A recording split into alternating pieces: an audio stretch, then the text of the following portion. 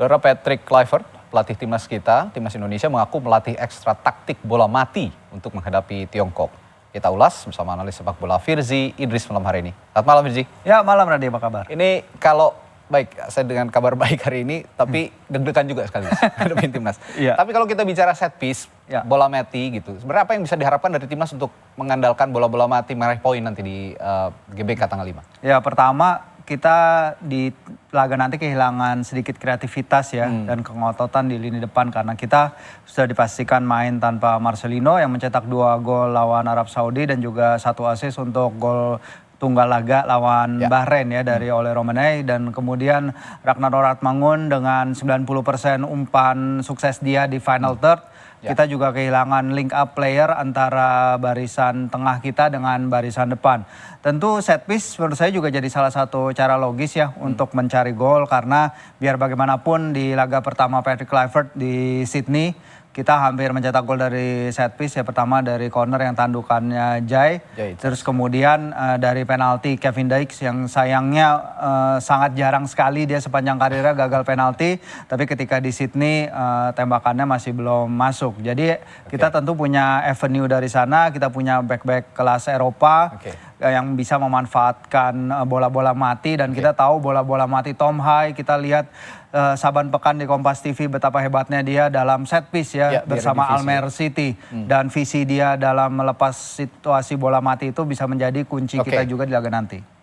Kita akan lihat satu tayangan ini, ada tayangan timnas kita melawan Tiongkok beberapa waktu yang lalu, mungkin bisa di play. Nah ini saat itu kita kebobolan juga oleh Tiongkok melalui set piece. Iya, di sini Shane berusaha shepherding bola keluar ya, tapi kecolongan dan mereka bisa mencetak gol. Tentu sangat disayangkan kalau apa yang terjadi, dan ini sebenarnya ya optimisme yang sangat tinggi sekali ya. Ada 2 peran defender di sini yang bolong sepertinya. Betul sekali Radhi, dan kita datang ke laga ini sebenarnya juga dengan rasa percaya diri tinggi bahwa kita bisa mendapatkan poin dari Qingdao, tapi ternyata ronde 3 kualifikasi itu menunjukkan bahwa ya kita nggak boleh lengah sedikit pun, kita tidak boleh terlalu merasa bahwa di atas angin, dan ini adalah buktinya di pertandingan pertama kita tidak boleh mengulangi kesalahan ini. Dan Coach Patrick sudah mengatakan bahwa dia telah menganalisis dengan sangat pertandingan ini. Dia telah mengatakan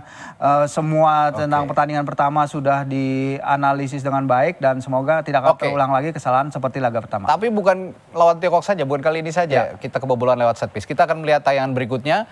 Ini juga kita kebobolan lewat set piece saat melawan Bahrain. Kita akan melihat.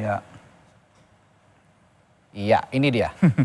Ini sepakan yang cukup keras, bukan cukup keras, sangat keras. Dan saya lihat juga tidak ada reaksi dari goalkeeper pada saat itu untuk mengantisipasi bola ini. Ini bagaimana melihat set piece kali ini dari Bahrain? Sangat bagus sekali ya. Kita harus mengakui walaupun di laga lawan Bahrain ini banyak sekali faktor yang membuat kita juga para pemain juga kesal ya. Kepemimpinan wasit, tingkah laku para pemain Bahrain juga membuat para pemain kita akhirnya beberapa kali terpancing dan tidak tenang. Ya kita harapannya memang kita hampir membawa pulang poin penuh ya dari Bahrain. Cuman memang it's not meant to be. Cuman ya kita harus akui kalau finishing ini bagus sekali, dan untungnya kita akhirnya menang lawan Bahrain di kandang kita sendiri. Dan tidak hanya lawan Bahrain, kita akan tampilkan juga saat melawan Australia. Nah ini dia lewat sepak pojok.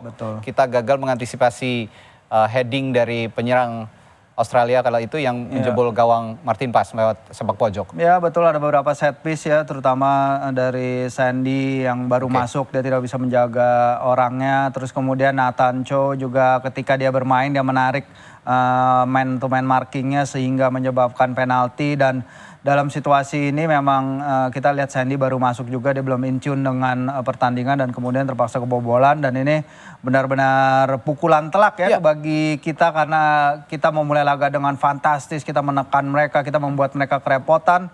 Ya, dan tadi sudah kita sebut, kita hampir mencetak gol lewat tandukan Jai dan juga penalti Kevin Dykes, tapi sayang sekali secara tidak karakteristik dia gagal. Dan saya yakin tapi Coach Patrick tidak akan pesimistis. Kita punya celah-celah lain untuk juga memanfaatkan set piece. Nanti setelah jeda, Firji, kita akan bahas juga bagaimana peluang kita bisa meraih poin melawan Tiongkok melalui set piece. Sesaat lagi di Sapa Indonesia Malam.